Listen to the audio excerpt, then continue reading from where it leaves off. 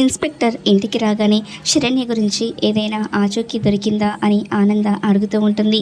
లేదు మేడం అని ఇన్స్పెక్టర్ చెప్పేసరికి ఆనంద చాలా షాక్ అయిపోతూ ఉంటుంది. ఆ తర్వాత ఇన్స్పెక్టర్ ఇలా అంటూ ఉంటాడు, వేరు వేరు చోట్లలో 2-3 డెడ్ బాడీలు దొరికాయి, మీరు ఒకసారి మార్చురీకి వచ్చి కన్ఫర్మ్ చేయండి అని ఇన్స్పెక్టర్ చెప్పేసరికి ఆనంద, రోహిత్, లీలావతి వాళ్ళు షాక్ అయిపోతూ ఉంటారు. మీరు చెప్పిన చీర రంగుతో ఒక డెడ్ బాడీ మ్యాచ్ అయ్యింది అని ఇన్స్పెక్టర్ చెప్పేసరికి ఆనంద చాలా షాక్ అయిపోతూ ఉంటుంది.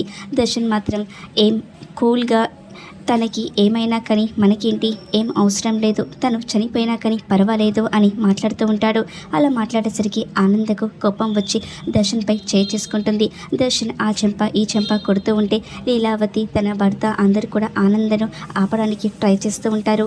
ఏం మాట్లాడుతున్నావురా అని ఆనంద అంటూ ఉంటే, అవును, ఒకవేళ చనిపోయింది శరణ్య అయితే పీడ పోయిందనుకో అని దర్శన్ అంటూ ఉంటాడు.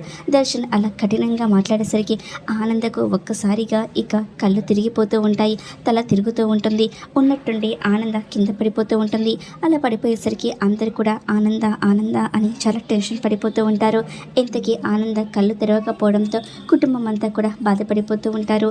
మరి ఆనందకి ఏమవుతుంది, శరణ్య ఎలా దొరుకుతుంది, ఏం జరుగుతుందో చూద్దాం.